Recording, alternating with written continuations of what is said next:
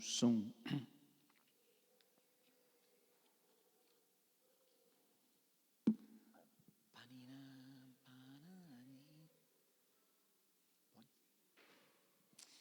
Graça e paz do Senhor Jesus, amém, irmãos?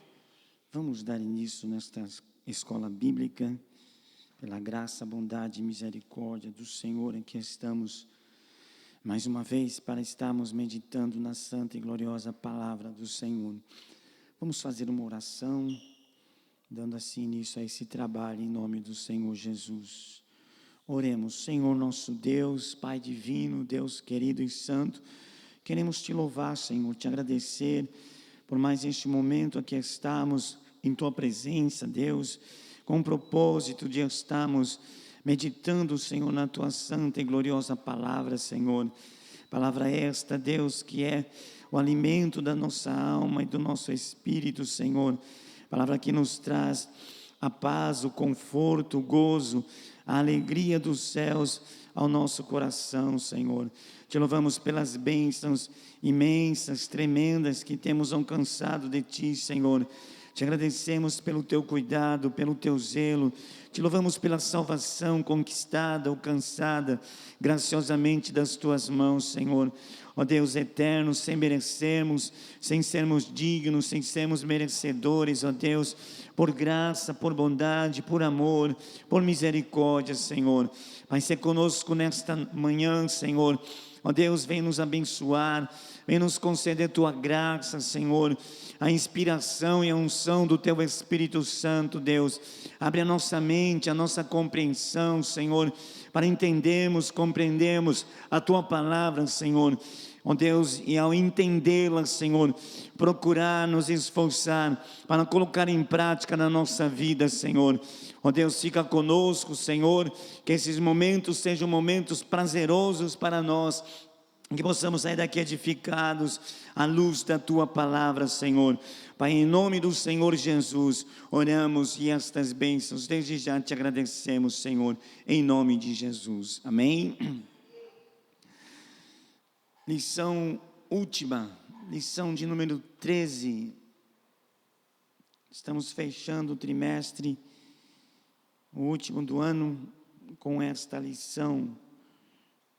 Jeová Shammah, o Senhor está ali. É o título da lição. O texto áureo da lição, livro do profeta Isaías, capítulo 11, versículo 9. Não se fará mal, nem dano algum, em todo o monte da minha santidade, porque a terra se encherá do conhecimento do Senhor, como as águas cobrem o mar. Isaías capítulo 11, versículo 9. A verdade prática da lição: o Deus de Abraão, de Isaque e de Jacó governa soberanamente o seu povo. Ele está no meio do seu povo. Esta é a verdade prática da lição. O texto, amados irmãos, que se baseia a lição de hoje é o último capítulo do livro de Ezequiel, capítulo de número 48. Nós vamos ler do versículo 30 até o 35. E estas são as saídas da cidade, desde a banda do norte, 4.500 medidas, e as portas da cidade serão conforme os nomes das tribos de Israel. 3 portas para o norte, a porta de Ruben, uma, a porta de Judá, outra, a porta de Levi, outra. Da banda do oriente, 4.500 medidas e 3 portas, a saber, a porta de José, uma, a porta de Benjamim, outra, a porta de Dan, outra. Da banda do sul, 4.500 medidas e 3 portas, a porta de Simeão, uma, a porta de Issacar, outra, a porta de Zebulon, outra.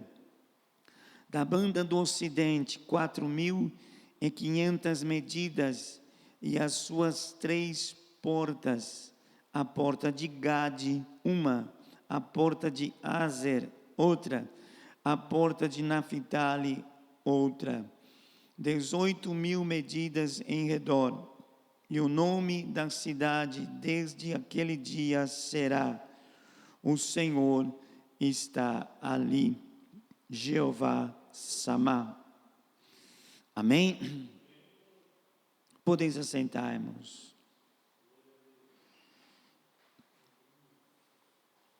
Estamos, irmãos, finalizando o nosso estudo desse rico livro, o livro do profeta Ezequiel.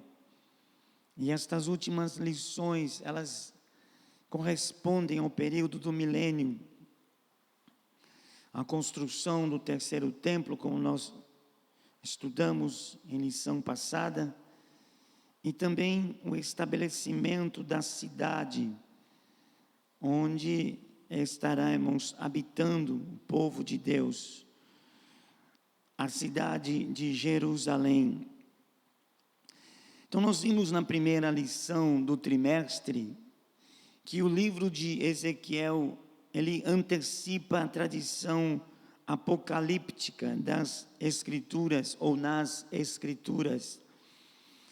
É um livro que trata de escatologia, porque assuntos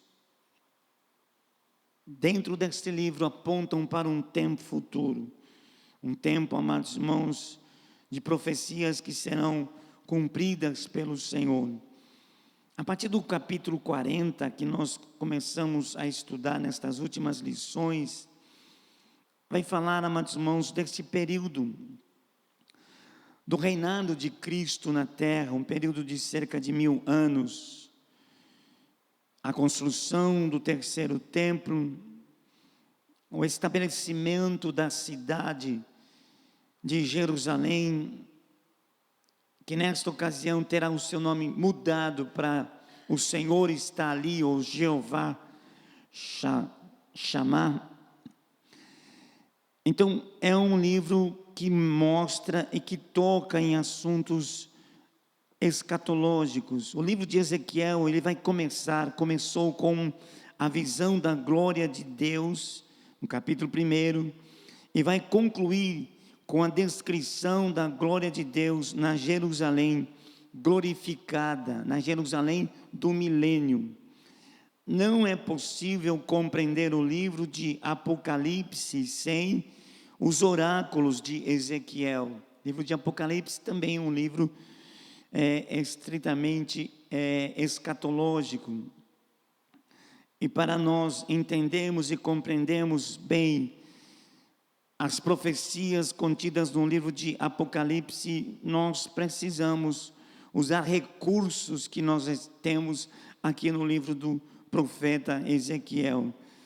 Nós vamos encontrar, irmãos, nesses 2 livros, fazendo um paralelo entre esses 2 livros, né? Ezequiel, a parte final do livro de Ezequiel e o livro de Apocalipse, nós vamos encontrar abundantes dados cruzados nesses 2 livros. E ambos são revelações sobre o fim dos tempos, o clímax de todas as coisas, o cumprimento da palavra de Deus, o cumprimento das promessas de Deus em relação a Israel, em relação à igreja do Senhor. Esta lição, ou a presente lição, encerra o trimestre estudando os aspectos da Jerusalém do milênio. Tá? Então, a lição de hoje enfoca isso, a cidade de Jerusalém durante o período do milênio. Nós não podemos confundir, amados irmãos, a Jerusalém do milênio com o novo mundo que Deus estará projetando, né, para a sua igreja, para o seu povo, após o milênio. Tá? São 2 coisas distintas, nós vamos ver aqui ao longo da nossa lição. É uma lição um pouco teórica, né? Se vocês lerem em casa, vocês devem ter observado que ela é bastante teórica, mas nós vamos procurar trazer ou tirar algumas coisas importantes para a nossa vida, contextualizar isto e trazer ensinamentos importantes para o nosso dia a dia. O primeiro tópico da lição fala sobre a cidade. Há certa similaridade entre a visão de Ezequiel e a do apóstolo João no livro de Apocalipse, na linguagem e também no conteúdo, um conteúdo escatológico. Mas é importante que os crentes saibam distinguir a diferença entre a Jerusalém do milênio da nova Jerusalém do mundo vindouro.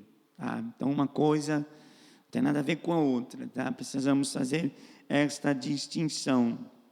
Nós estamos falando da Jerusalém do período do milênio, onde o Senhor Jesus Cristo reinará sobre a terra, regerá as nações com vara de ferro, como diz a palavra do Senhor.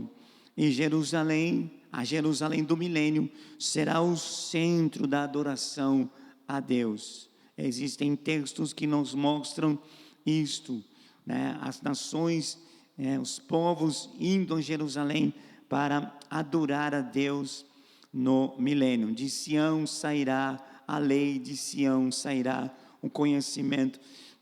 Alguns textos da palavra do Senhor dizem que naqueles dias as nações gentílicas, os povos gentílicos estarão pegando na aba do vestido de um judeu e dizendo: nós vamos com você a Jerusalém adorar a Deus, adorar ao Senhor. Cristo será, irmãos, rei sobre todas as nações, reinará sobre todas as nações durante esse período de 1000 anos. Uma das características do milênio é um reinado de paz, não haverá violência, né? Durante esse período, Satanás estará preso, será preso durante 1000 anos, e as pessoas livres das tentações de Satanás estarão sendo governadas por Cristo Jesus, pelo Senhor. Então é um período, amados irmãos, que a Bíblia retrata como um período de paz, como um período de gozo, de alegria. O próprio Deus estará habitando no meio do seu povo, né? Junto com o seu povo, e a cidade de Jerusalém, ela será o centro da adoração a Deus nesta ocasião, ou durante o período do milênio. E Ezequiel, amados, ele traça, né, ele mostra para nós algumas particularidades dessa cidade do milênio, dessa Jerusalém do milênio.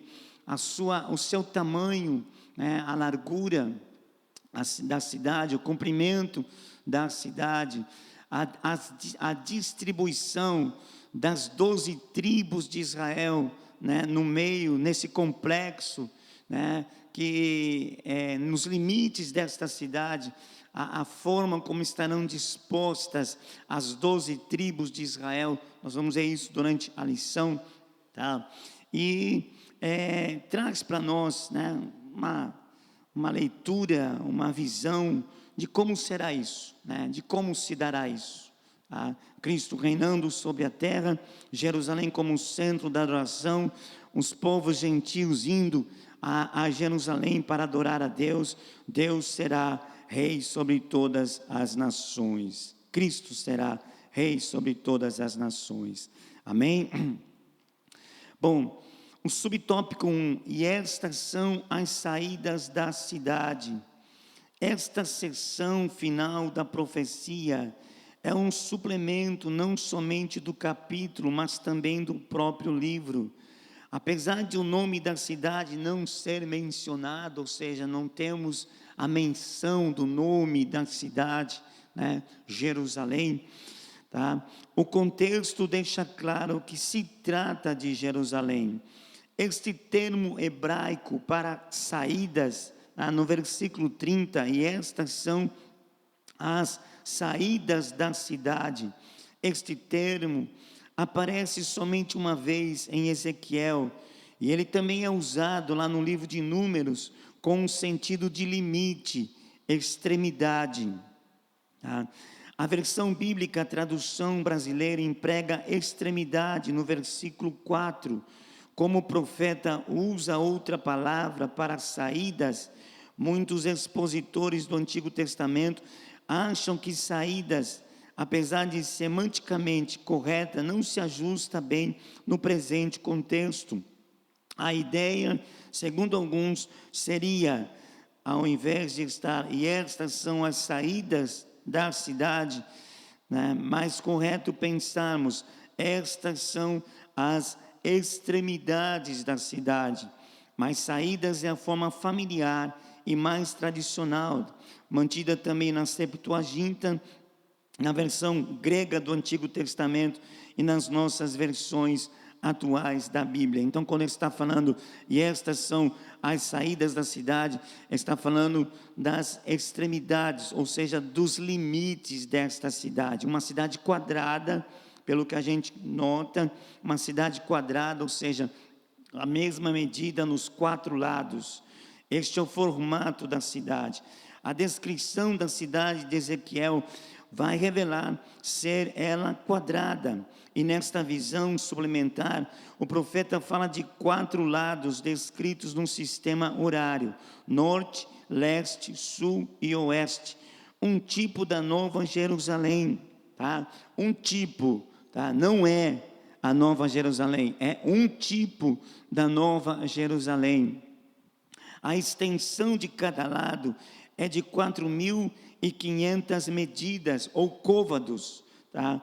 Ou seja, trazendo para a nossa medição, que mais nós conhecemos, metros, 2.250 metros, um pouco mais do que 2 quilômetros, tá? Então, 4 lados iguais de um pouco mais de 2 quilômetros cada um, 2 quilômetros e 250 metros, os 4 lados da cidade. A cidade de Jerusalém nunca teve a sua área territorial quadrada, ela nunca foi desta forma, nunca foi quadrada, e nem a sua arquitetura em nenhum período histórico, ou seja, desde que existe, ela nunca teve esse formato quadrado. O que o profeta está revelando é algo novo até então. É uma figura da Nova Jerusalém, do mundo vindouro. Então ela prefigura a Nova Jerusalém do mundo vindouro. Ela também terá 12 portas. A Jerusalém histórica do período de Ezequiel e Jeremias possuía várias portas. Lá no livro de Jeremias nós temos o nome de algumas portas da cidade histórica de Jerusalém, tá? Lá no livro de Jeremias nós temos o nome destas portas. Por exemplo, no capítulo 17 do livro de Jeremias, nós temos ali a porta do povo. Jeremias 17, 19. Em Jeremias 19, 2, temos ali porta do sol. Em Jeremias 22, 37, 13, 38, 7, a porta de Benjamim. Em Jeremias 31, 38, a porta da esquina. Em Jeremias 31, 40, a porta dos cavalos. 39, 3, porta do meio. 52, 7, porta entre os muros. Então, uma cidade que continha várias saídas, várias portas. A torre do templo de Marduk, deus dos babilônios, Etemananque, tinha um recinto quadrado, cujo acesso era por 12 portas também. Ezequiel conhecia a sua cidade de origem, talvez conhecesse também a torre de Marduk, em Babilônia, pois vivia entre os exilados de Babilônia. Tá? A origem do formato e das portas. Deus é a fonte da revelação e da inspiração da visão e da mensagem de Ezequiel. Tá? Não se pode admitir que o profeta se inspirou num templo pagão. Tá? Por que isso? Porque algumas pessoas, alguns teólogos afirmam que Ezequiel, ao descrever esta cidade de Jerusalém, teve como base esta edificação deste Deus pagão lá na Babilônia. Tá? Mas isto é, amados, uma teoria que é contestada pela maior parte dos estudiosos da palavra do Senhor. Por quê? Porque Deus é a fonte da revelação e da inspiração da visão e da mensagem de Ezequiel. Não se pode admitir que o profeta se inspirou num templo pagão, pois os oráculos entregues ao profeta, seja por imagem ou som, ou seja, visão ou palavra, vieram de Deus, vieram de Javé. Apesar de ser literal pela descrição da cidade, ela é uma figura da Nova Jerusalém, cujo arquiteto e construtor é o próprio Deus. Por que Ezequiel se inspiraria na cidade de Babilônia? Isso não faz sentido. Então, sempre, amados irmãos, vai existir pessoas que leem a palavra, estudam a palavra, não para se edificar, mas para contestar a palavra, para, irmãos, desmentir a palavra. Existem muitas pessoas que se debruçam em estudar a palavra de Deus, não como uma fonte de inspiração, de alimento para a sua alma e para o seu espírito, mas para procurar defeitos, para procurar erros, para trazer teorias absurdas, completamente infundadas, como esta. Como pode alguém dizer que Ezequiel, ao descrever esta cidade do milênio, se inspirou em um templo pagão lá da Babilônia? Se foi o próprio Deus que mostrou para Ezequiel, não foi, amados irmãos, algo nascido na cabeça, na mente de Ezequiel, foi Deus quem mostrou, em visão para ele, tanto, amados irmãos, de forma de olhar como de ouvir, né? Ele recebe diretamente de Deus esta inspiração, esta visão. Então não tem como nós aceitarmos e cremos que o profeta tenha se inspirado, né, para descrever uma cidade que ainda irá, né, no futuro acontecer, ou seja, no tempo do milênio, ele tenha se inspirado em um templo pagão para descrever aquilo que algo dado por Deus, algo que foi transmitido a Ezequiel por Deus. Tá? A mesma coisa, irmãos, em relação a Moisés. Quando Moisés ele sobe no monte para receber de Deus as tábuas da lei, lá ele também recebe da parte do Senhor o modelo, o formato do tabernáculo. Quando Moisés desce do monte, ele tem na sua cabeça como deve fazer, as peças que vai fazer, o material que vai utilizar, como será o tabernáculo, tudo Deus passa para Moisés. Tá? Então, quando Moisés desce, ele não faz aquele tabernáculo da sua mente, da sua cabeça, da forma como ele quis, planejou, não. Ele recebe do Senhor. A Bíblia diz isso, que ele recebe de Deus o formato, a forma como deveria ser, os materiais que deveriam ser usados, tá? Os compartimentos do tabernáculo. Então, da mesma forma, Ezequiel recebe esta visão de Deus. É um tempo futuro, é o tempo do milênio, é a Jerusalém que será o centro da adoração a Deus no milênio, e Ezequiel tem de Deus esta revelação. Como será essa cidade? De que forma será essa cidade? Uma cidade quadrada, com mais ou menos 2.000 quilômetros, um pouquinho mais, né, em cada lado, com 12 portas, simbolizando as 12 tribos de Israel, tá? E desta forma, desta maneira, ele recebe de Deus a visão, como será, de que forma será, porque o próprio Deus está no controle de todas as coisas. Aí nós vemos, irmãos, que Deus, Ele jamais saiu do controle das coisas. Deus, Ele conduz a história. Deus, amados irmãos, é quem dirige a história. Tá? E nós vemos, amados, que o nosso Deus, Ele é soberano, faz tudo conforme lhe apraz. É o Deus que tem em suas mãos o controle de todas as coisas, e será dele, irmãos, o desfecho de todas as coisas. Nós estamos caminhando para esse desfecho, tá? E será Deus que dará esse desfecho, da forma como Ele quer, da forma como Ele planejou. Não vai sair uma vírgula daquilo que Deus projetou, daquilo que Deus planejou, tá? Não cai, irmãos, uma vírgula de tudo aquilo que Deus projetou. Tudo aquilo que Deus projetou vai acontecer da forma como Ele projetou. Amém, irmãos? E ninguém pode impedi-lo de fazer, porque Ele é Deus, Ele é soberano. Amém? Então está aí sobre a cidade, o que nós sabemos, tá, da cidade de Jerusalém no tempo do milênio. Uma cidade quadrada com mais ou menos 2 quilômetros e alguns poucos metros, né,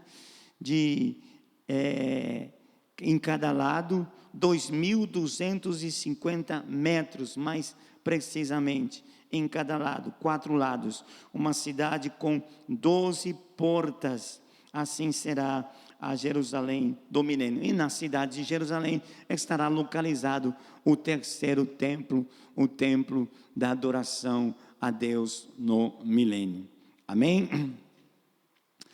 Uma coisa que nós vemos aqui, amados irmãos, é sobre também as 12 tribos de Israel, tá? 12 tribos de Israel.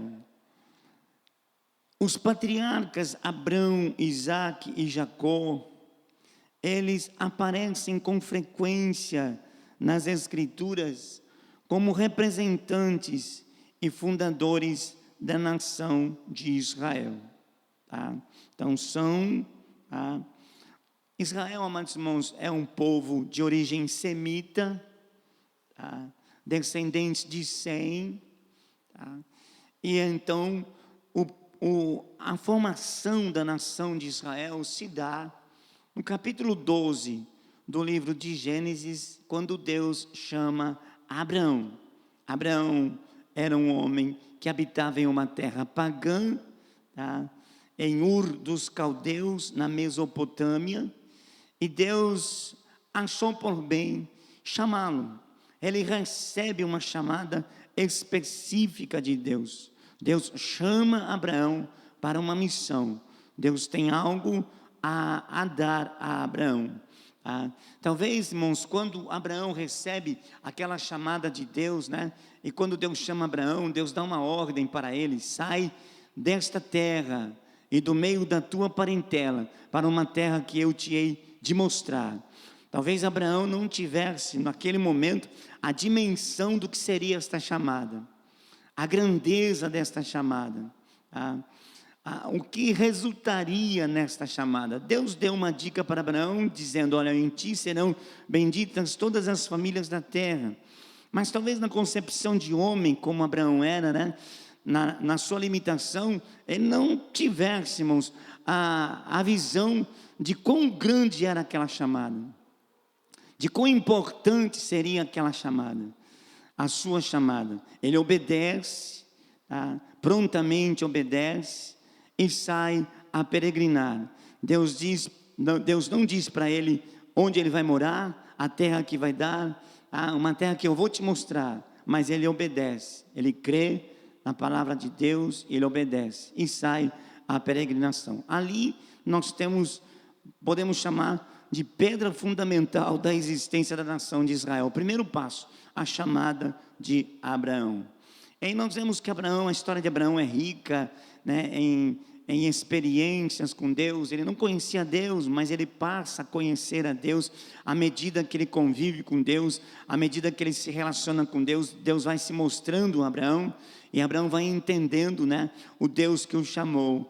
E aí nós vemos, depois de muitas passagens, de uma peregrinação grande, de vários anos, Deus promete a Abraão que daria a ele um filho que seria o seu herdeiro, e isto custa acontecer, demora quase 25 anos para Deus cumprir esta promessa. Abraão tinha 75 anos quando foi chamado, Isaac nasceu quando ele tinha 100 anos de idade, ou seja, 25 anos para Deus cumprir a promessa feita a ele, mas nasce Isaac, o herdeiro, o segundo patriarca, Isaac, filho de Abraão. E aí nós temos, amados irmãos, de Isaac, o nascimento de dois filhos. E aí nós temos Esaú e Jacó. Esaú mais velho, primogênito, Jacó o segundo. Eram gêmeos, mas Esaú nasceu primeiro, saiu primeiro da madre. Então deu-se a ele o direito da primogenitura, que ele vendeu por um prato de comida. Mas era dele, era o mais velho. Deus escolhe o menor, Jacó. E de Jacó, então, Jacó é mais farto em filhos. Se Abraão com Sara só teve um, Isaac com Rebeca só teve 2, Jacó teve 12 filhos. E esses 12 filhos de Jacó se constituíram nas 12 tribos de Israel. Podemos pensar assim, uma nação Israel, e cada uma dessa tribo nós poderíamos chamar de estados, como no Brasil. O Brasil tem quantos estados? 27, não é isso? Israel é um país que tinha 12 estados, 12 tribos, 12 tribos que eram os filhos de Jacó. Então, estes 12 filhos de Jacó vão nomear as tribos de Israel. E nós vemos ao longo da Bíblia Sagrada muitas referências em relação a estas 12 tribos de Israel.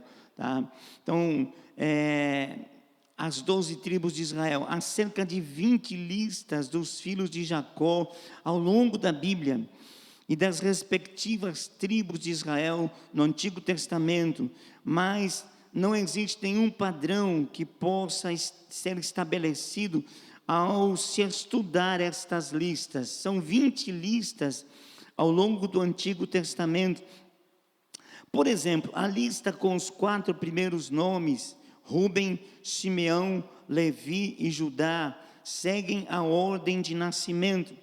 Está lá em Gênesis 35, 22 a 27, 46, de 8 a 27, 49, de 3 a 27, em Êxodo, capítulo 1, de 1 a 6, estas listas que começam com os 4 primeiros nomes, seguindo a ordem de nascimento.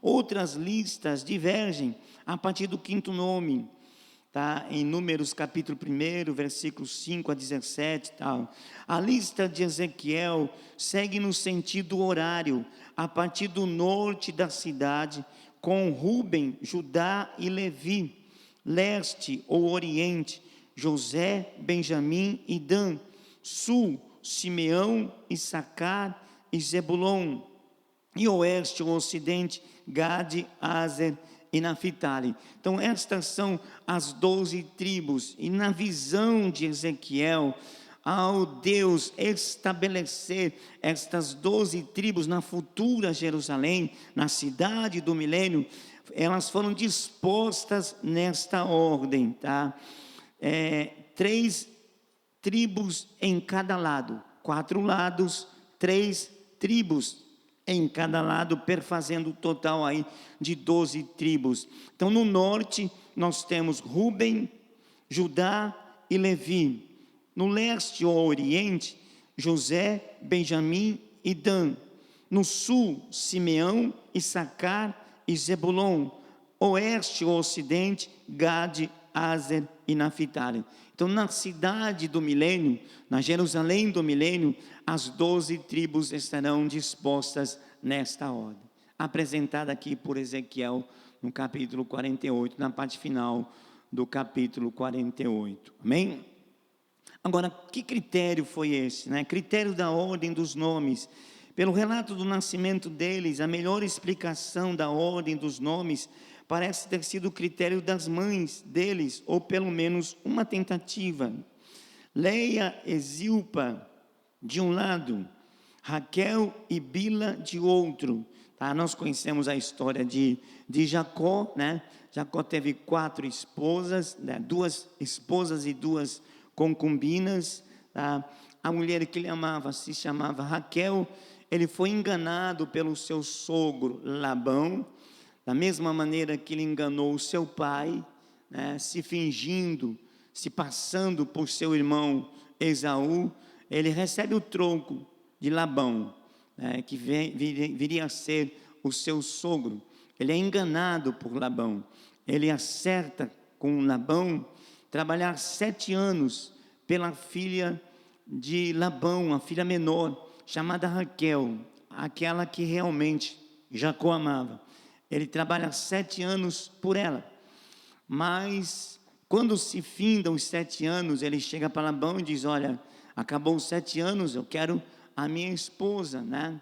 E aí então Labão o engana depois do casamento, né? Ao invés de enviar Raquel, envia, né, a Leia, que era a irmã mais velha.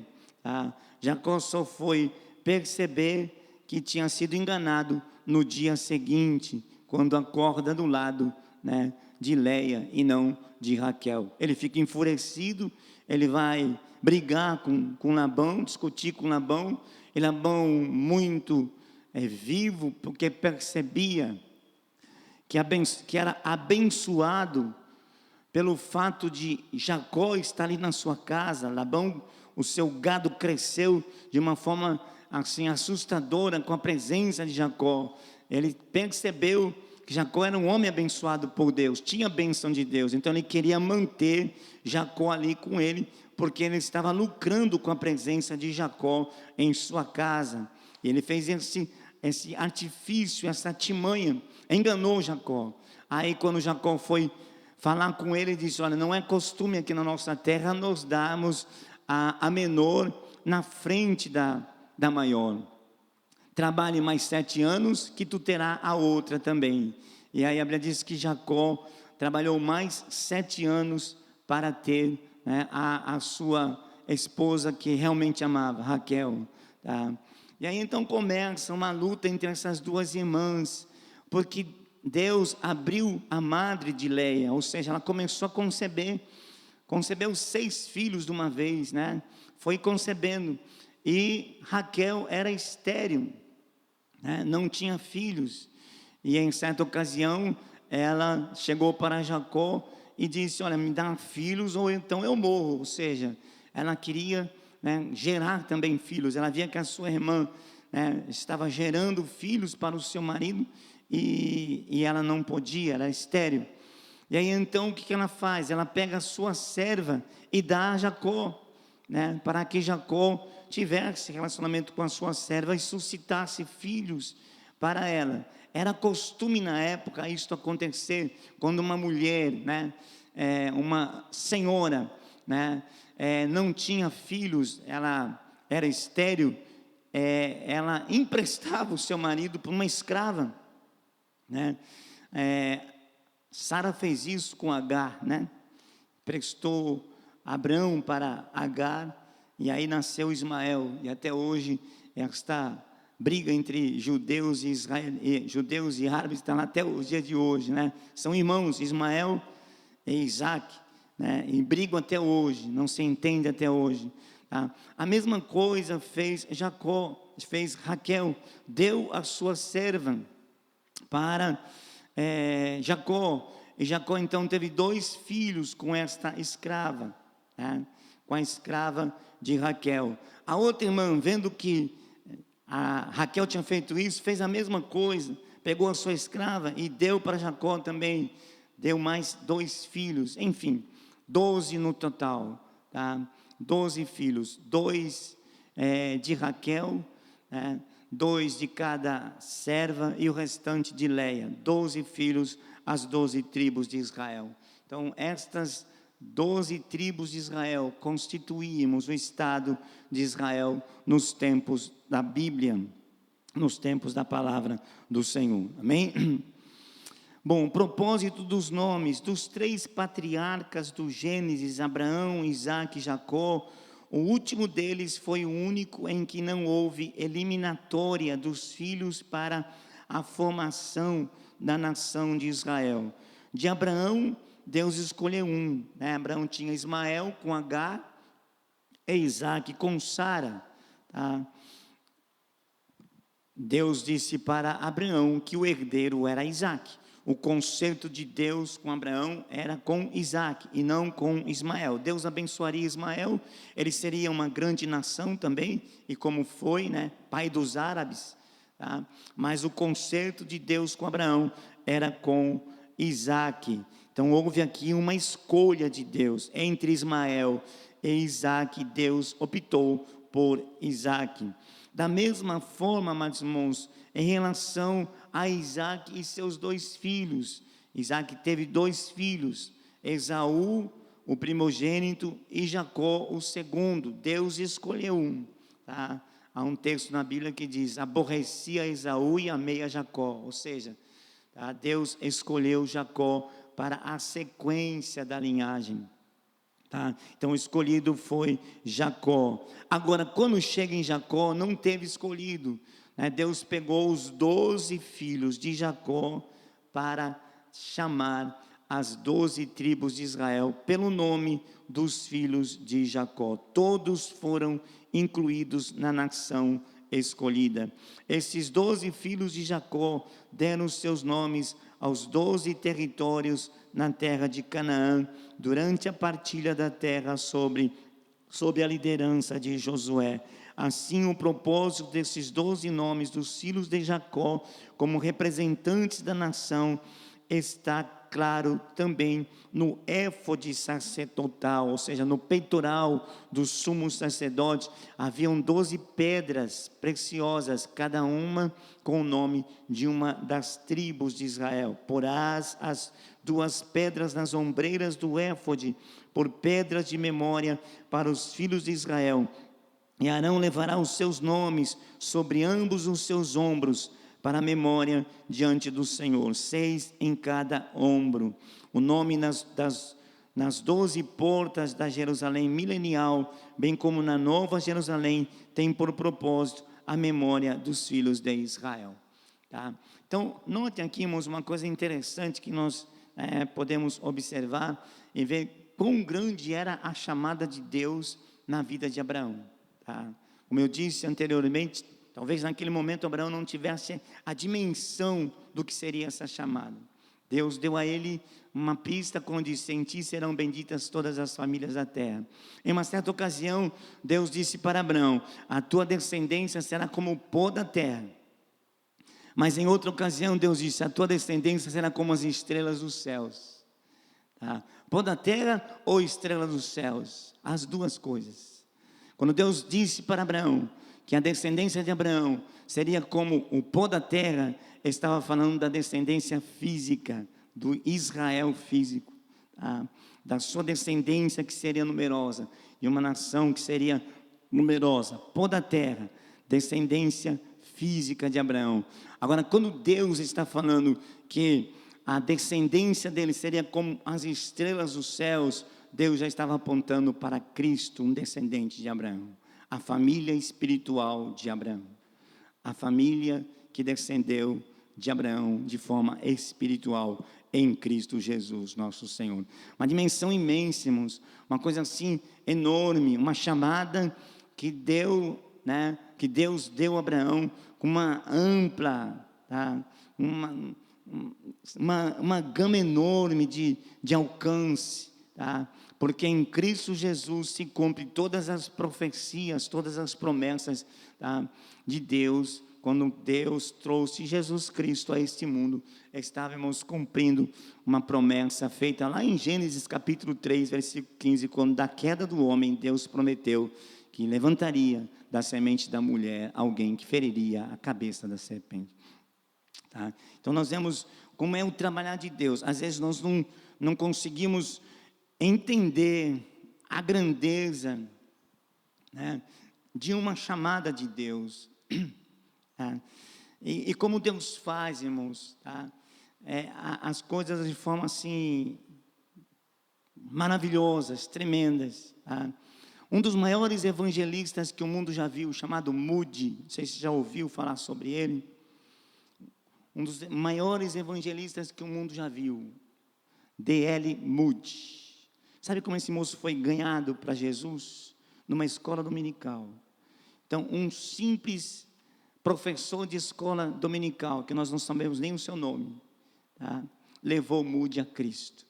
Mal sabia ele que aquele jovem que estava aceitando Jesus naquele dia, naquela escola dominical, se transformaria um dos maiores evangelistas que o mundo já viu. Então, as coisas de Deus, irmãos, ela tem uma dimensão que muitas vezes a gente não percebe. Na nossa limitação, tá? Na nossa visão limitada, a gente não percebe a amplidão, a vastidão das coisas que Deus faz, do agir de Deus, do operar de Deus na vida de um homem. Com certeza, Abraão, naquele momento da sua chamada, nem sonhávamos com o que representava aquela chamada, tá?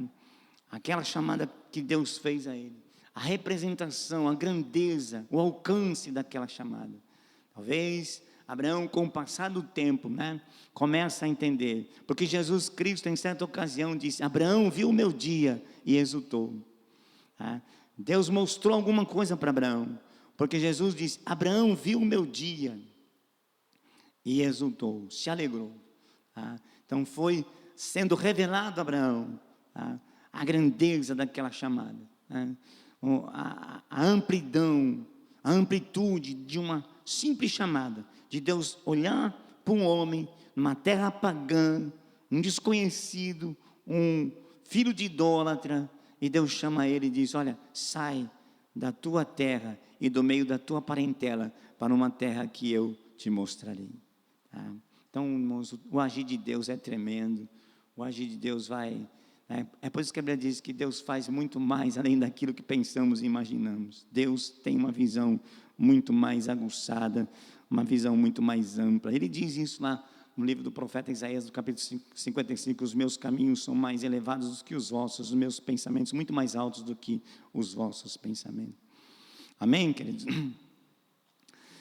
Bom, a terceira parte do nosso estudo deste dia, não vou falar noite, porque vai passar no rádio durante o dia. Tem que me acostumar direito, senão... O terceiro tópico da lição: o Senhor está ali. Esse é o novo nome da cidade de Jerusalém, depois da sua purificação e restauração espiritual. Jerusalém, amados irmãos, ela foi, durante muito tempo, palco de pecados sérios, de iniquidade, de transgressão, de violências, de injustiça, palco realmente de coisas que desagradavam ao Senhor. Lembram-se de Jesus, irmão, chorando sobre Jerusalém, se lamentando sobre a cidade de Jerusalém, dizendo: Jerusalém, Jerusalém, que matas os profetas que eu envio a vós ou a ti. Quantas vezes quis eu ajuntar os teus filhos, como a galinha junta os seus pintinhos, mas tu me rejeitaste. Nos dias dos reis que governaram, que estiveram, amados irmãos, na liderança do povo de Judá em Jerusalém, Deus enviava profetas reclamando da injustiça que ocorria ali, da violência que ocorria ali, do sangue derramado, da opressão dos pobres, das viúvas, da classe elite, da classe mandante, dos príncipes, dos reis, que judiavam do povo, cobravam impostos exacerbados, derramavam sangue inocente, como Deus reclama do rei Manassés, que derramou muito sangue inocente em Jerusalém. Então foi palco de pecados cruéis, de coisas terríveis, ao longo né, da sua existência. No milênio, ela será purificada. Deus tratará com Israel. Deus restaurará Israel de forma espiritual. A visão que nós estudamos em lições passadas do Vale de Ossos Secos, ela já se cumpriu em parte. A parte física, geográfica, política, econômica de Israel já se cumpriu. Resta a parte espiritual, a restauração espiritual. Deus restaurará a nação de Israel. Então não haverá iniquidade na cidade de Jerusalém no milênio. Haverá um tempo de pureza, de santidade. A santidade de Deus será realçada nesse período. No período do milênio, os povos estarão servindo a Deus, adorando ao Senhor, e Cristo estará regendo o mundo com vara de ferro, ou seja, governando mesmo, e haverá, irmãos, esta purificação que nunca houve durante toda a sua história, durante toda a sua trajetória. Jerusalém é uma cidade muito antiga. Nós temos lá em Gênesis, no capítulo 14 do livro de Gênesis, quando Abraão vem daquela batalha contra aqueles reis. Quem sai ao encontro de Abraão? Gênesis 14, Melquisedeque, rei de Salém. Então é uma cidade muito antiga. Ela teve vários nomes durante a sua existência. Ao longo da Bíblia nós vemos vários nomes da cidade de Jerusalém. Ela foi chamada até de Jebus, num período em que os jebuseus dominavam Jerusalém. Jerusalém é uma cidade, irmãos, que ela não foi conquistada por Josué. Ela permaneceu debaixo da autoridade dos jebuseus, que permaneceram ali em Jerusalém. Chamavam Jerusalém de Jebus. Ela só foi conquistada, anexada a Israel nos dias do rei Davi. Foi Davi quem conquistou a cidade de Jerusalém. Foi Davi que entrou em Jerusalém, conquistou Jerusalém e transformou a cidade de Jerusalém, na cidade, no centro da adoração ao Senhor. Jerusalém era chamada de a cidade de Davi, também chamada de Sião.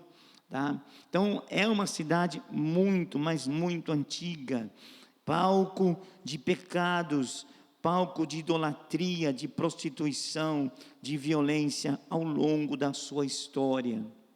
O nome Jerusalém não conseguiu deletar da memória do povo as abominações do passado, por isso esse nome precisa ser mudado, e será mudado.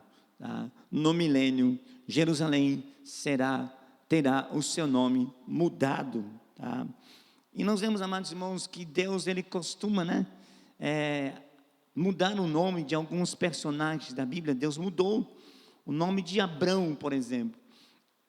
Era Abrão com um A só. Deus começou a chamá-lo de Abraão, pai de multidão. Jacó tinha um nome que não era muito bom, ou que não trazia muito boas lembranças. Jacó, suplantador. Quando Deus teve um encontro com Jacó no Val de Jaboque, que ele luta com aquele anjo, o Senhor disse: vou mudar teu nome, vou te dar uma outra história, e uma nova história precisa de um novo nome. Você não vai ser chamado mais de Jacó, o enganador, o suplantador. Vou chamar você de Israel, porque como príncipe você lutou com Deus e prevaleceu. Então Jacó e Israel, ao longo da história da Bíblia, se confunde. Algumas vezes os escritores chamam Jacó, outras vezes chamam Israel. Ficou mudado o seu nome para Israel, porque lutou com Deus e prevaleceu, saiu da luta vitorioso, apesar de sair mancando. O encontro com Deus é assim, alguma coisa se perde em nós. Para deixarmos Deus, para nós ganharmos, nós precisamos deixar algumas coisas. Saímos vitoriosos, precisamos abandonar algumas coisas. Jacó chegou sãozinho e saiu com o nervo da coxa encolhido, mancando daquela peleja. Agora, uma coisa interessante que nos chama a atenção nesta história de Jacó é que quando ele chega ali no Val de Jaboque, ele está são fisicamente, tá? E ele está com medo do encontro com o seu irmão Esaú, porque Esaú vem a encontrar com ele com 400 homens. Quando ele ouve que Esaú vem ao seu encontro com 400 homens, ele fica com medo, ele tem medo. E aí ele vai orar a Deus, ele ora ao Senhor e pede que Deus o guarde, pede que Deus o proteja, que Esaú não faça nenhum mal. 20 anos eles não se veem, né? Jacó enganou o seu irmão e fugiu.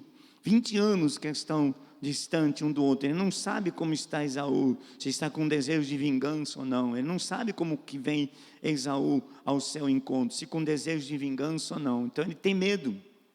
Ele vai orar a Deus, tá? Ele ora ao Senhor, tá? Mas quando ele se levanta da oração e ele pede a Deus que o proteja, que o guarde, tá? Jacó era aquele tipo de crente, né, irmãos, que ora e entrega o problema nas mãos do Senhor, mas quando se levanta vai tomar o problema de novo, de volta, tá? Jacó era assim, tá? Entregou nas mãos do Senhor, pediu ao Senhor, lembrou a Deus que Deus tinha feito promessa a ele, né? Fez essa lembrança que Deus tinha feito promessa a ele: ó, meu irmão agora está vindo, o Senhor me guarda. Se levanta da oração, e vai tomar as suas decisões. O que ele faz? Ele projeta, ele planeja: vou encher meu irmão de presente, vou dar um belo presente para ele. E Jacó projetou como seria esse encontro, né? Ele vai colocando à sua frente, né, as pessoas segundo, vamos dizer assim, a quantidade de amor que ele tinha para aquelas pessoas, né? Primeiro ele coloca os filhos das duas escravas lá na frente, depois ele coloca os filhos de Leia, e por último ele coloca os filhos da amada dele, que era Raquel, né? E ele vem por último, tá? E a intenção dele, olha, quando Esaú vê esses presentes, ele até orientou os seus empregados, né? Quando meu irmão chegar e perguntar o que é isso, o que é esse presente, olha, diga que é presente do seu irmão Jacó, ele vem lá atrás, tá? Então Jacó pensou com esse presente, e era um presentão, né, irmãos? Dá até para formar uma fazenda com tanto animal que Jacó, né, deu para Esaú como presente. E ele diz: quando ele vê esses presentes, ele vai se aplacar a ira dele, e quando chegar a mim, ele já vai estar quebrantado. Essa era a intenção de Jacó. Deus disse: não vai ser do teu jeito, vai ser do meu, tá? E aí então Jacó passa todo mundo para o outro lado do val e fica sozinho. E quando ele fica sozinho, Deus chega para pelejar com Jacó. A Bíblia diz, amados irmãos, que ele lutou a noite inteira com um anjo. Imagina isso, atracado com o anjo a noite inteira. A alva já vinha chegando, e o anjo então disse: me solta que eu preciso ir, a alva já está chegando, o dia já está amanhecendo. Aí Jacó disse: eu não vou te soltar se você não me abençoar, tá? E aí então o anjo pergunta para Jacó: como é teu nome? E aí ele diz: meu nome é Jacó. Imagina isso, irmãos. Jacó está dizendo para o anjo: meu nome é suplantador, meu nome é enganador. Até agora só vem enganando, só venho passando a perna nas pessoas, tá? E por confessar, irmãos, o seu pecado, né, a sua forma de agir, Deus diz assim: não, você não será mais este homem, você vai mudar, tá? Eu vou mudar o seu nome para Israel, porque você lutou com Deus e prevaleceu, e a partir desse momento você vai ser um novo homem. Tocou na juntura da coxa de Jacó, Jacó saiu manco, tá? Agora imagina isso, irmãos, se sadio, ele já estava com medo, era para ele estar com medo dobrado ainda, porque agora está manco, impossibilitado de brigar, de lutar. Mas aí é que está a diferença, irmãos. Quando ele sai daquela luta, ele não quer ir mais na retaguarda, ele vai lá para frente. E quando ele vê o seu irmão, ele se ajoelha 7 vezes antes de chegar até o seu irmão. Não tem mais nenhum medo, porque Deus mudou a vida de Jacó, tá? Então, é interessante essas histórias, né? Deus muda o nome e muda a vida. Tá? Para Paulo, era Saulo de Tarso, teve um encontro com Jesus, ficou transformado em Paulo, o pequeno. O nome de Paulo significa o pequeno. Tá? Então Deus mudou a vida de Saulo e o transformou em Paulo. Então nós vemos, amados irmãos, que esses nomes foram mudados e a história destas pessoas foram mudadas. Jerusalém terá o seu nome também mudado. Um palco de violência, de idolatria, de prostituição, de pecados cometidos por seus reis, por seu povo, palco de idolatria, de altares de deuses estranhos. Quando da purificação de Israel, quando da restauração de Israel, esta cidade também será purificada e restaurada espiritual, e Deus mudará o seu nome. Amém? Vamos ver os nomes da cidade. O primeiro nome da cidade de Jerusalém é Salém, que significa paz. Desde os dias do patriarca Abrão, Gênesis 14, versículo 18, ali aparece este nome. Ela também foi chamada de Jebus, que esteve sob o domínio dos jebuseus e só foi conquistada por Davi depois de alguns séculos da conquista de Canaã. E aí passou a ser chamada também de cidade de Davi. Ela é também chamada de Sião e também de Ariel. Jerusalém é o nome mais conhecido e significa cidade de paz. Mas esse nome não aparece no suplemento da profecia de Ezequiel. Quando Ezequiel está falando desta Jerusalém do milênio, ele não diz, ele não cita o nome Jerusalém. A cidade é identificada pelas características ali apresentadas. Ela é chamada em Apocalipse de Arraial dos Santos, a cidade amada, a cidade do grande Deus. O nome divino. Os nomes de Deus não são apenas um apelativo, nem simplesmente uma identificação pessoal, mas são inerentes à sua natureza e revelam suas obras e atributos. Não é meramente uma distinção dos deuses das nações pagãs. O nome revela o poder, a grandeza e a glória do Deus Todo-Poderoso, além de mostrar os atributos dele. Então, dependendo da circunstância, da situação, do momento, Deus se apresenta com vários nomes ao longo da Bíblia Sagrada, das Escrituras Sagradas. Um próprio Deus se identifica a si mesmo como Hashem, o nome. Quando a Bíblia faz menção do nome de Deus, está se referindo ao próprio Deus. Haverá um lugar que escolherá o Senhor, vosso Deus, para ali fazer habitar o seu nome. Então, sempre foi intenção, propósito, vontade, desejo de Deus de habitar no meio do seu povo. Esta sempre foi a intenção de Deus, irmão. Quando Deus foi criar o homem, criou para o louvor da sua glória. O homem foi criado de forma diferente de todos os demais, as demais criaturas criadas por Deus. As demais criaturas criadas por Deus foram criadas pelo poder da sua palavra. O homem foi diferente. Deus criou com suas próprias mãos. E quando Deus cria o homem, confecciona aquele boneco do pó da terra, a Bíblia diz, amados irmãos, que Deus sopra sobre as narinas do homem o fôlego de vida. A origem da vida do homem é Deus. É por isso que o homem só é feliz tendo Deus. Um homem procura, irmãos, a felicidade com tantas coisas, mas não consegue. A verdadeira felicidade do homem só encontra em Deus. porque Deus é a origem do homem.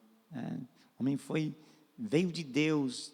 Deus sopra nas suas narinas o fôlego de vida, e a Bíblia diz que aquele boneco foi feito alma vivente.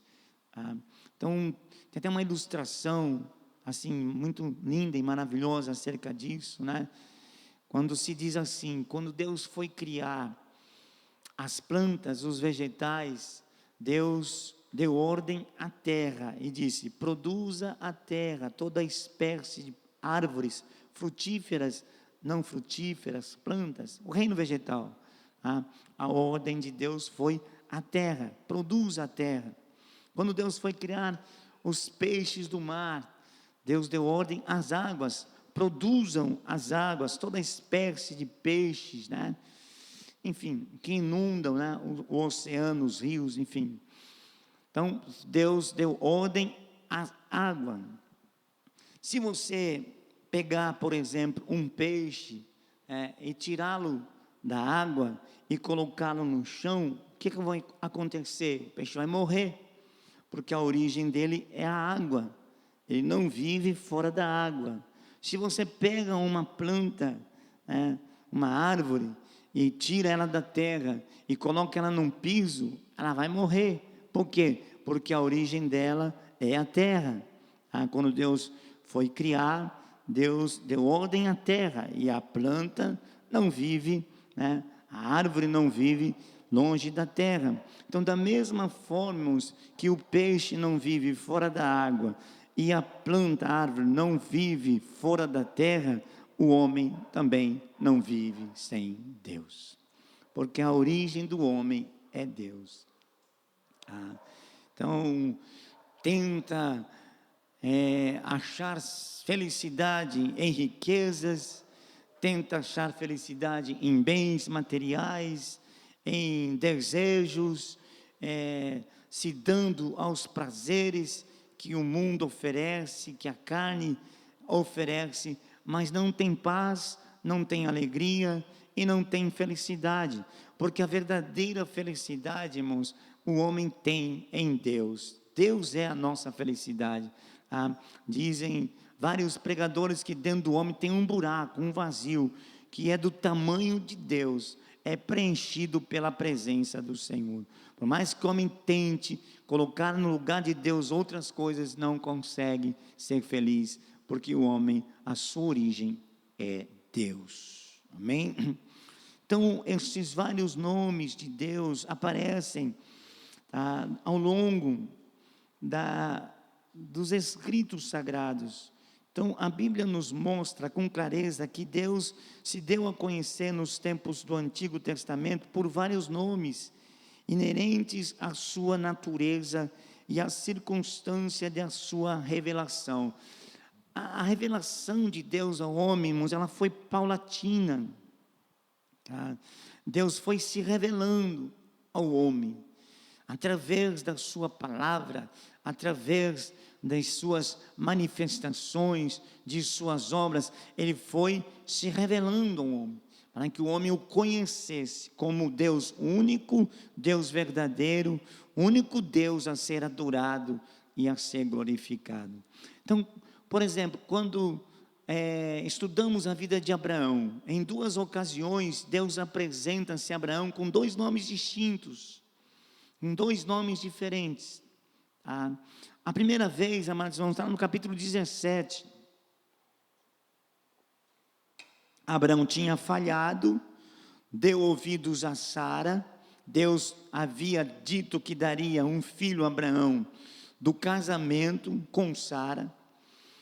Aos 75 anos, Abraão agora está com 86 anos, 11 anos se passaram e nada de filho.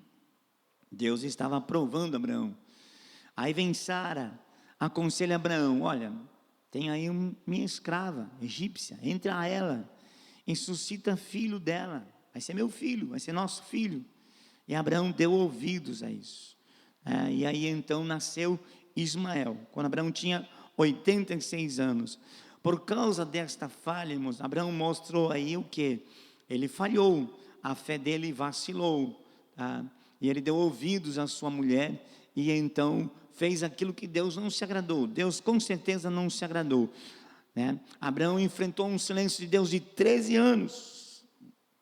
Quando Deus vai aparecer a Abraão já está com 99 anos. E aí Deus aparece da seguinte forma, da seguinte maneira: eu sou o El Shaddai, o Deus Todo-Poderoso. Foi dessa forma que Deus se revelou a Abraão nesse momento.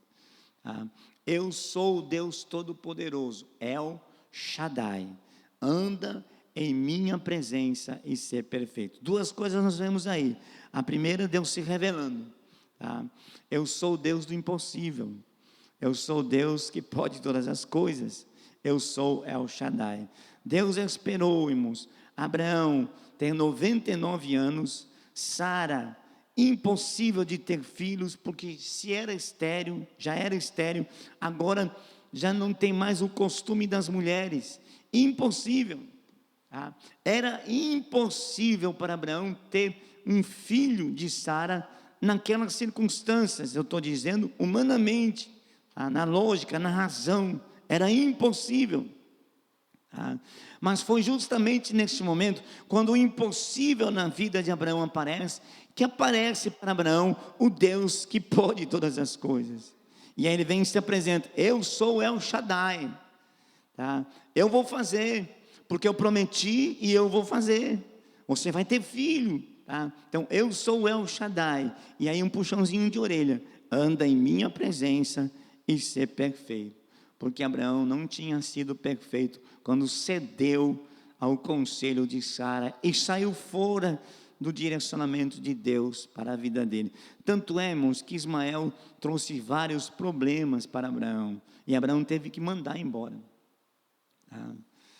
Porque a mesma mulher que arrumou para Abraão o problema, agora chega para ele assim: olha, esse menino aí não vai herdar junto com meu filho, manda embora. Que coisa interessante, né, irmão? A mulher arrumou um problema, e quando viu que a coisa estava dando problema dentro de casa, porque quando Isaac foi desmamado, Abraão fez um banquete, convidou seus amigos, uma festa enorme, e Ismael, que já era um rapazinho, vendo tudo aquilo, ele começou a ironizar, a zombar, e aí Sara viu Ismael zombando de Isaac, aí ficou revoltada, e chegou para Abraão e disse: olha, despede esta escrava com o seu filho, porque esse filho não vai herdar junto com meu filho.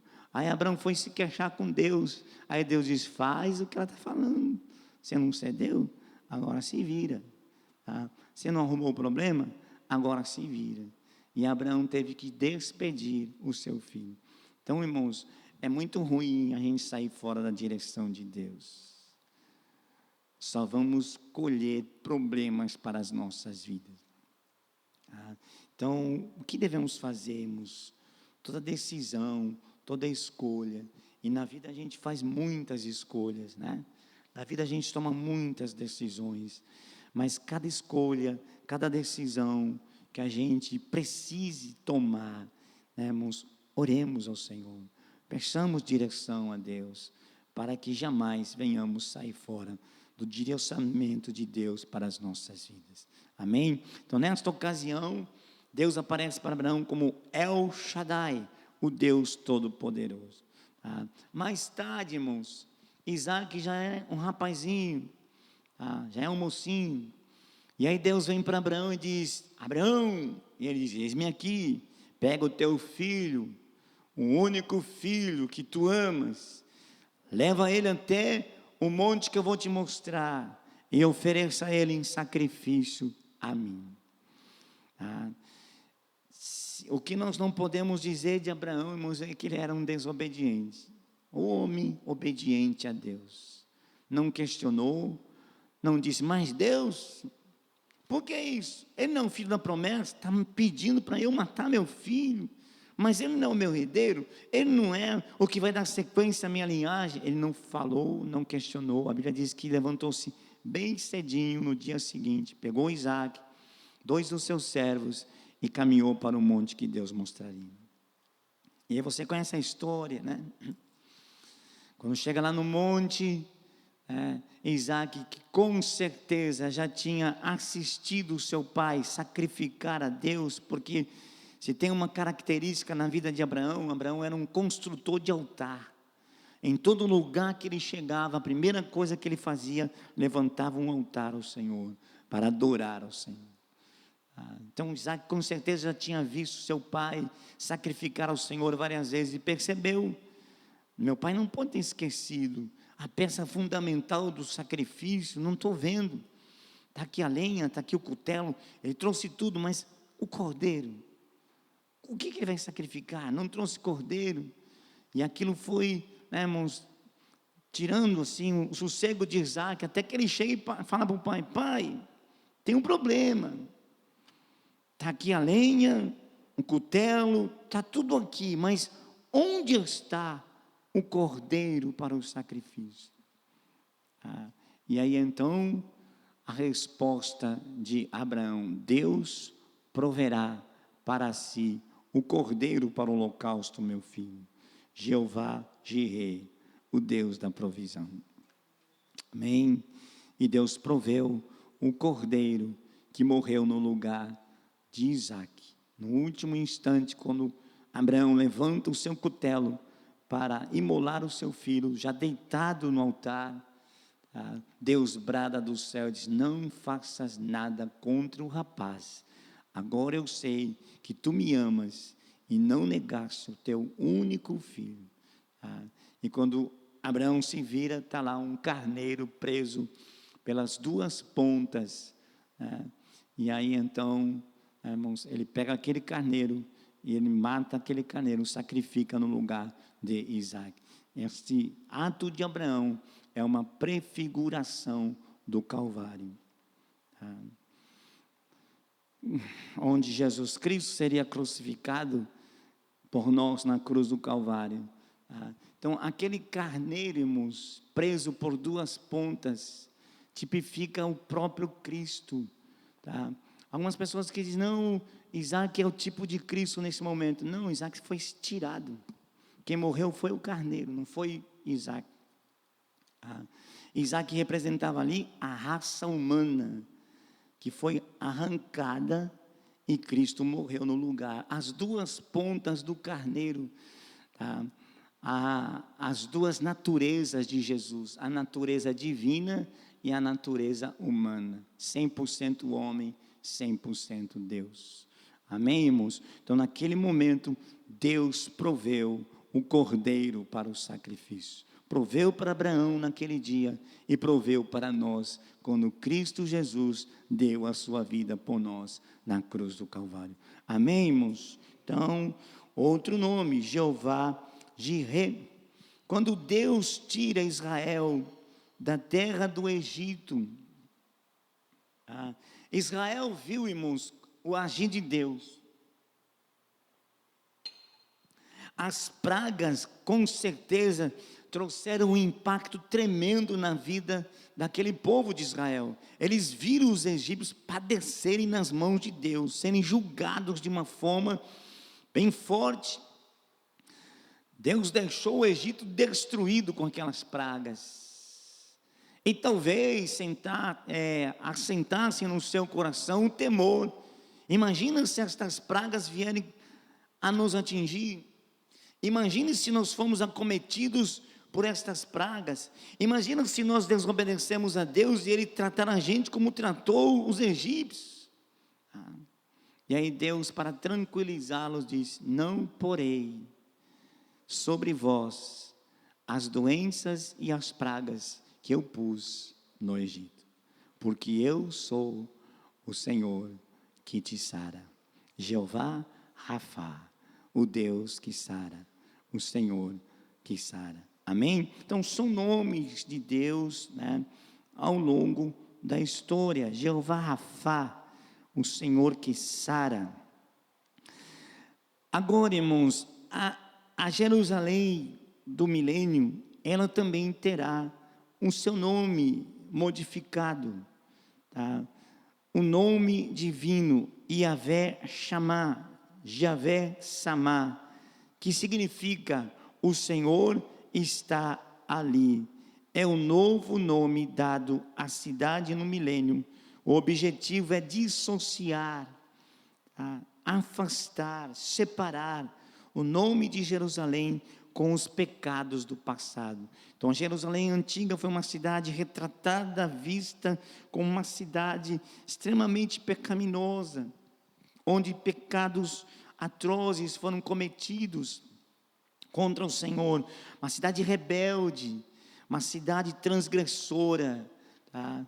O próprio Cristo chora sobre a cidade, porque durante todo o tempo Deus tentou trazer aquele povo para si. Quantas vezes, disse o Senhor, eu quis ajuntar os vossos filhos, como a galinha junta os pintinhos seus debaixo das suas asas, mas vocês me rejeitaram. Em outros textos, Deus diz, olha, madruguei meus profetas, tirei eles da cama para pregar, para falar com vocês, mas vocês mataram muitos dos meus profetas, não ouviram, fecharam os seus ouvidos, endureceram a vossa cerviz. E Jerusalém, amados irmãos, ela foi uma cidade também muito castigada por causa disso ao longo dos anos.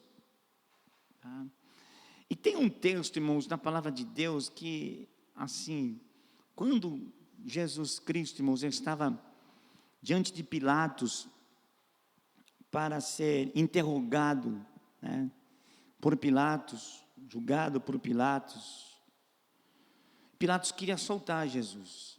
Pilatos viu que Jesus era inocente. Pilatos percebeu que entregaram Jesus por inveja, que Jesus não era digno de morte.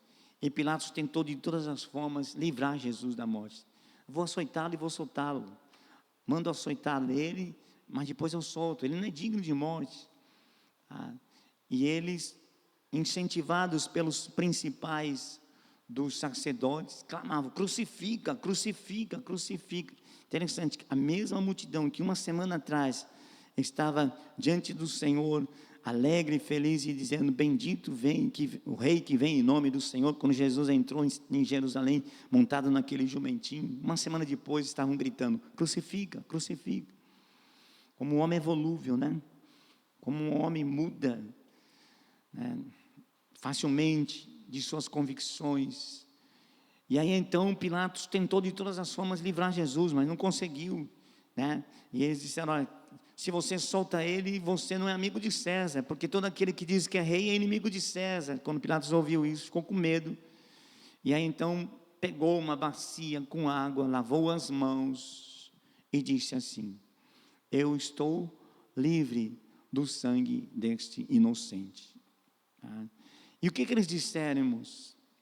Eles disseram uma palavra, irmãos, que veio, irmãos, assim, que serviu para eles de sofrimento, de dor e de aflição ao longo dos anos. Ele disse, o sangue dele caia sobre nós e sobre nossos filhos. Uma palavra dita sem pensar e sem analisar o que representava aquela palavra. O sangue dele caia sobre nós e sobre nossos filhos. No ano 70 da nossa era, irmãos, ou seja, 30 e poucos anos depois desse fato da crucificação do Senhor Jesus, mais ou menos 30, 40 anos depois que Jesus foi crucificado, Jerusalém foi destruída pelos romanos. O relato da história é terrível. As atrocidades que os romanos fizeram com os judeus, cruéis, coisas assim terríveis, foram espalhados por toda a face da terra, expulsos de lá, espalhados, os poucos que restaram, foram espalhados pela face da terra. Na Segunda Guerra Mundial, irmãos, Hitler matou mais de 6 milhões de judeus. Isto é o que a história conta. Quando diz 6 milhões, com certeza foi muito mais. Então aquela palavra que eles disseram, o sangue dele caia sobre nós e sobre nossos filhos, serviu, irmãos, de julgamento pesado contra eles. Então nós vemos que foi uma cidade que ao longo dos anos, Deus castigou severamente. No tempo bíblico nós vemos os caldeus invadindo, destruindo Jerusalém, levando cativo o povo, destruindo o templo de Salomão, destruindo os palácios, queimando as portas da cidade, derrubando os muros, né? Diz a história que os caldeus pegavam os filhos, os bebês dos judeus e jogavam contra as paredes, fendiam as mulheres grávidas ao meio, enfim. Então, palco de histórias cruéis, palco de pecados, de desobediência, tudo isso por causa da desobediência, irmãos, tudo isso por causa da rebeldia deles. Mas no milênio será restaurada.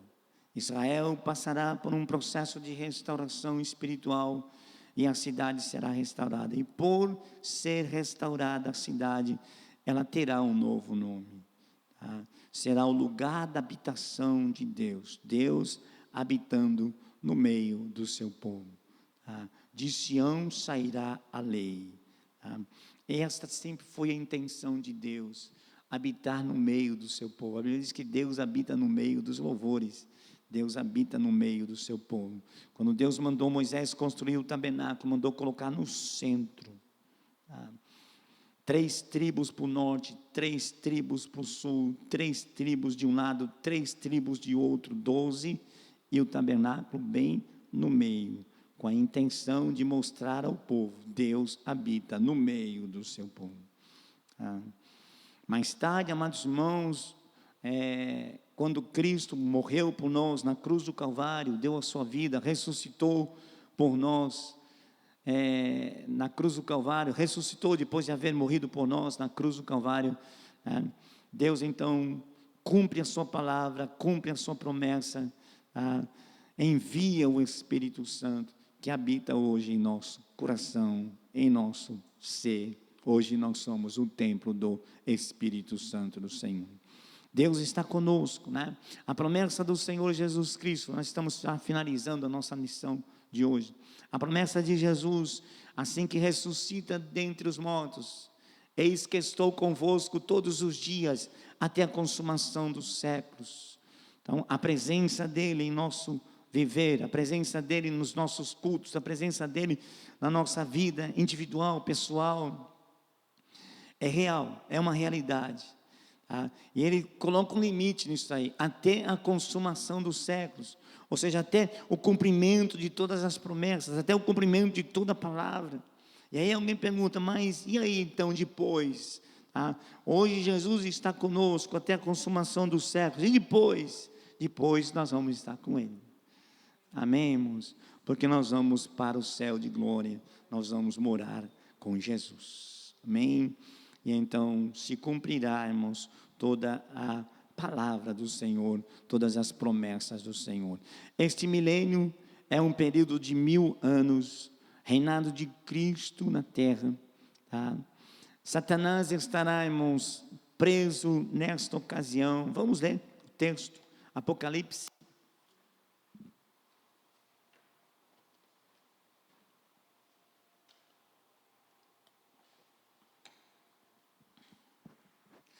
A Bíblia fala, amados irmãos, que durante esse período de 1000 anos, não haverá um tentador tentando os homens. Então, Satanás, ele estará ausente. Imagina um mundo sem Satanás, irmãos. Imagina um mundo sem a influência do maligno, sem a presença de demônios. Assim será um milênio. Um mundo sem a presença de Satanás, sem a presença de demônio. Cristo reinando. Então, é paz. A Bíblia diz, amados irmãos, que não se cometerá dano algum. O leão vai pastar junto do boi. A natureza será recriada ou reformada, restaurada. Então não haverá violência na natureza. Hoje os predadores animais, a Bíblia fala que não haverá isso, não haverá homicídios, não haverá mortes violentas, injustiça. É um tempo de paz. Poucos pecados serão cometidos durante o milênio, e aqueles que cometerem serão justiçados por Deus, serão extirpados, serão arrancados do reino milenar de Cristo. Não terá influência de Satanás.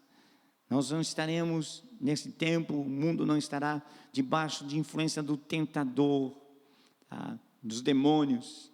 Tá? Então, é um tempo, um período, né? Você vê isso no livro de Isaías, né? Que dá, né, pistas de como será esse mundo. Tá? É claro que nós não temos todas as respostas, né? Porque é um tempo futuro, são profecias, mas temos algumas pistas em relação a esse período. No final desse período, irmãos, no final de 1000 anos, tá? Deus permite que Satanás seja solto. E ele sai, irmãos, achando que pode vencer Jesus. Tá?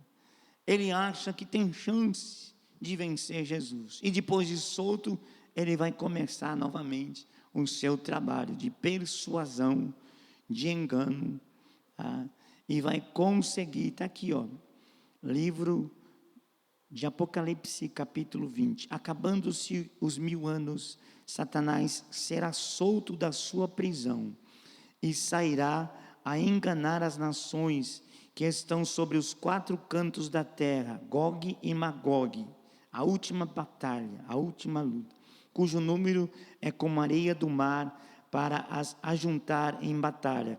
O que vai acontecer? Essas nações, sob a influência de Satanás, do maligno, vai marchar contra Jerusalém, contra a cidade santa. Subiram sobre a largura da terra e cercaram o arraial dos santos e a cidade amada. Mas desceu fogo do céu e os devorou.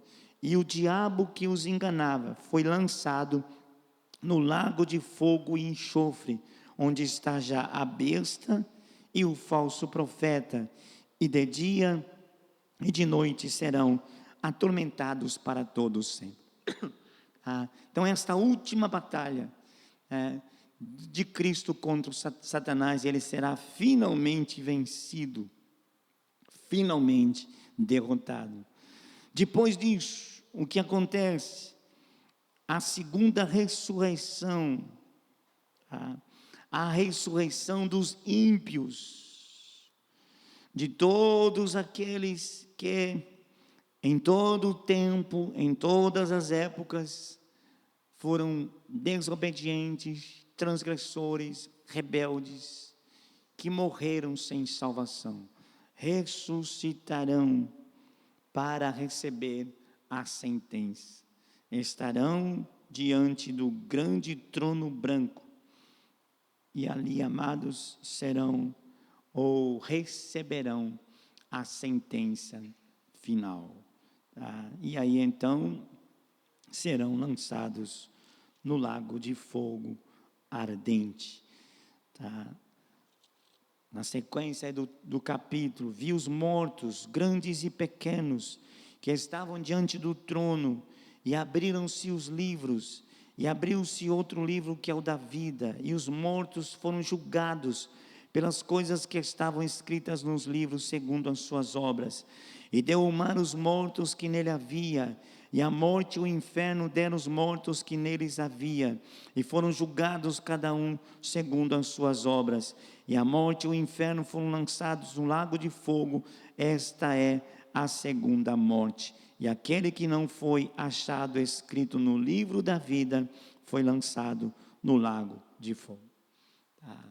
E aí então terá se cumprido, irmãos, toda a palavra do Senhor, tudo aquilo que Deus estabeleceu para acontecer, estará acontecendo segundo o estabelecido por Deus.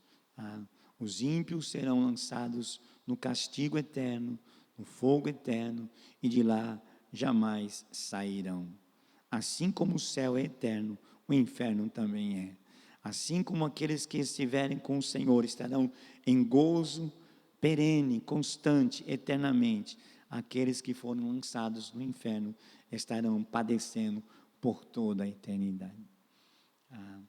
E aí, amados irmãos, diante de um quadro como esse, Que responsabilidade que nós temos em conhecer estas coisas e olhar para o nosso lado e vermos nossos familiares, pessoas que nós amamos, no caminho do inferno.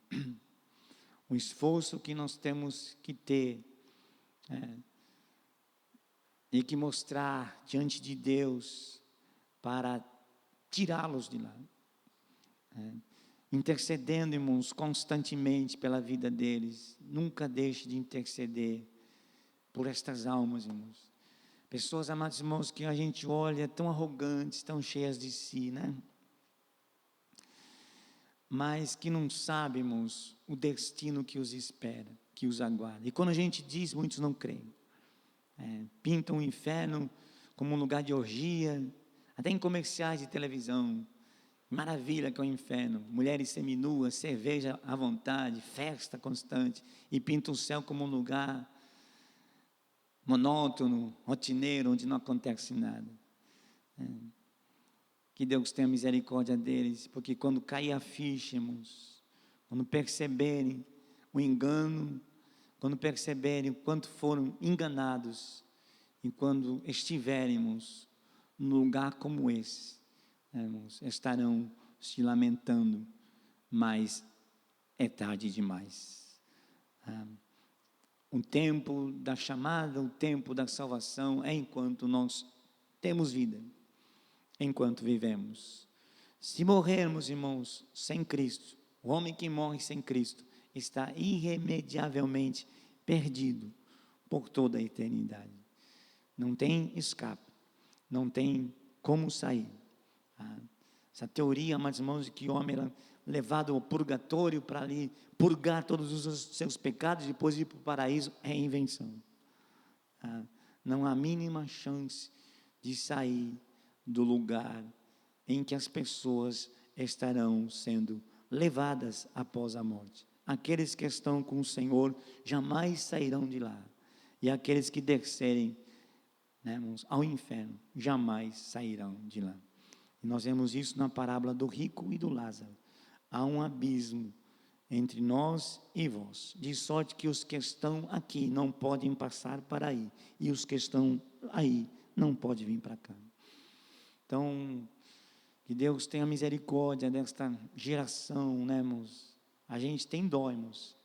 A gente fica assim, com o coração apertado em ver tantas pessoas, irmãos. Nós estamos aí com, segundo estimativas, né, quase 8 bilhões de pessoas. Imagina esse número, 8 bilhões de pessoas vivendo na face da terra. A maior parte destas pessoas, irmãos, todas estas pessoas, a maior parte, distantes de Deus, afastadas de Deus, né? Perdidas em incrédulos, em religiões falsas, né? Acreditando em misticismo, acreditando em esoterismo, em deuses confeccionados por mãos de homens, botando sua fé em coisas falsas. O diabo sabe trabalhar, irmãos, e sabe como enganar.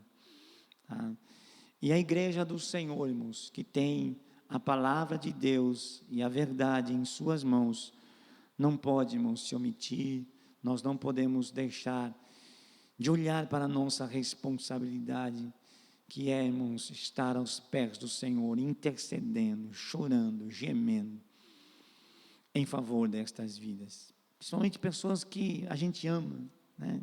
Que estão do nosso lado, parentes nossos, que a gente quer vê-los junto de nós. Quando Deus foi destruir Sodoma e Gomorra, deu chance para Ló, e disse assim para Ló: tens mais alguém aqui?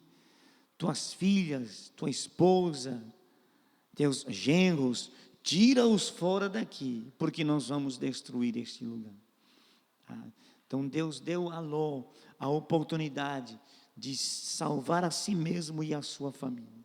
Tira-os daqui, porque nós vamos destruir esta cidade. Então nós, irmãos, temos esta responsabilidade de arrancar os nossos de lá. E há um texto na palavra do Senhor que é para se cumprir na nossa vida. Crê no Senhor Jesus Cristo e serás salvo tu e a tua casa. Amém, irmãos?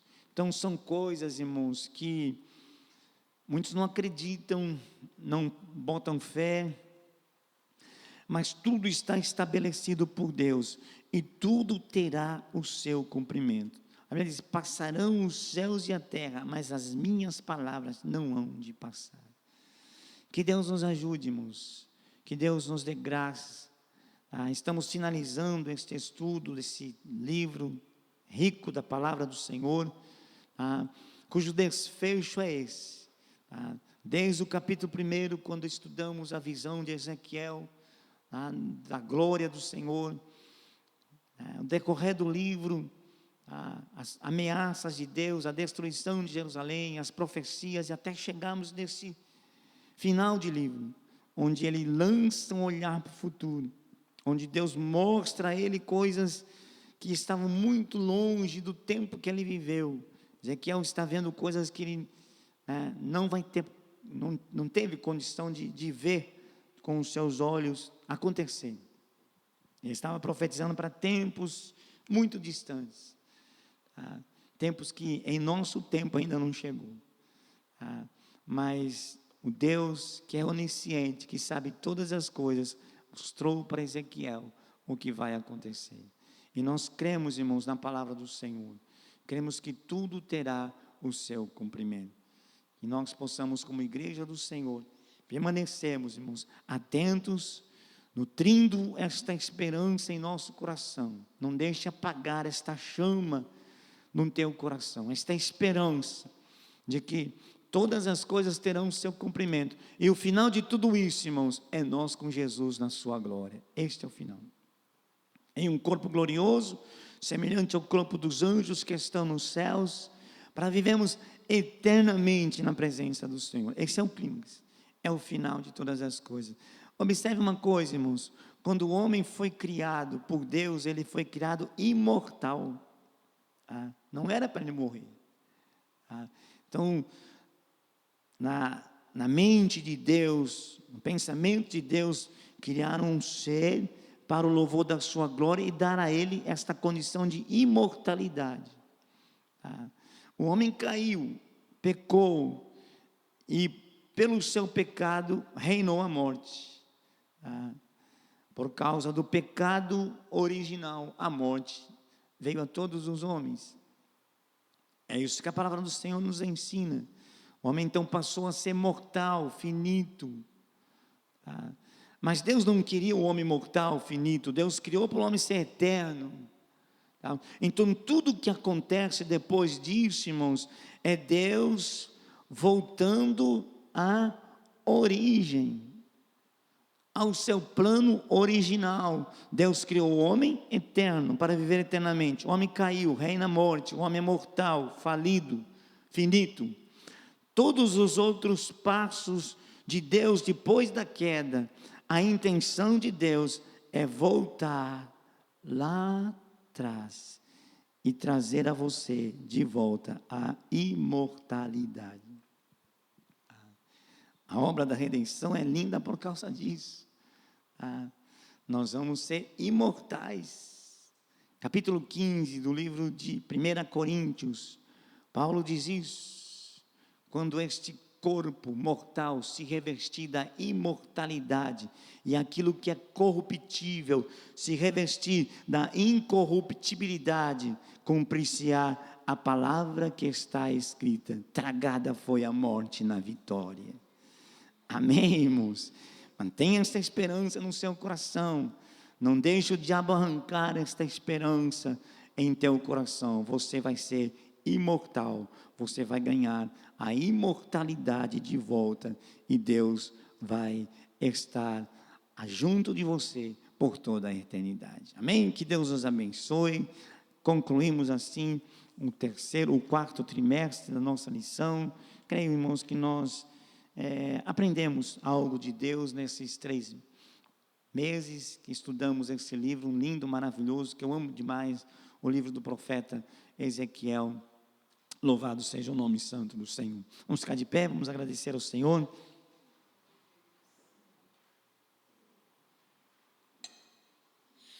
Oremos. Senhor nosso Deus, nosso Pai divino e santo, estamos concluindo, Senhor, mais um trimestre, Deus, na escola bíblica dominical. 3 meses que passamos aqui estudando esse precioso livro das Escrituras, o livro do profeta Ezequiel, uma revelação tua, Senhor, a este homem, uma revelação grandiosa, gloriosa, de coisas que já ocorreram, de coisas que ainda vão ocorrer. E nós cremos na revelação, Senhor, nós cremos na Tua palavra, e tomamos posse das Tuas promessas, Senhor. Que promessas grandiosas e gloriosas o Senhor tem para nós, e nós cremos no cumprimento cabal de todas elas, Senhor.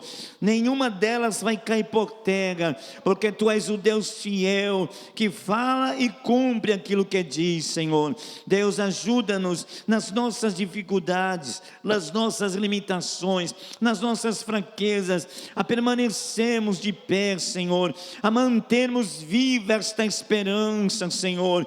Que o diabo não tire do nosso coração, que as lutas, que as provações não consigam, Senhor, fazer com que nós venhamos a desistir de algo tão grande, Senhor, de algo tão imenso, meu Deus, de algo tão glorioso que o Senhor tem preparado para nós. Que a Tua igreja permaneça viva, acesa, cheia do Teu Espírito Santo, Senhor, olhando e vivendo com os nossos olhos fitos no Senhor, pensando nas coisas que são de cima, buscando as coisas que são de cima. Deus, a nossa cidade está nos céus, de onde aguardamos o aparecimento do grande Deus, do Senhor Jesus Cristo, que virá nos levar para estarmos contigo no Teu reino e na Tua glória, Senhor. Pai eterno, nos mantenha na Tua presença, Senhor. Este é o pedido do nosso coração, em nome de Jesus. Te agradecemos por tudo, ó Deus.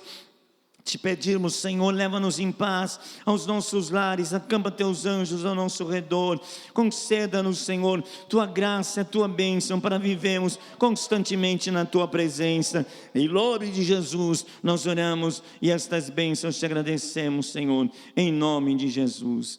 Amém, irmãos.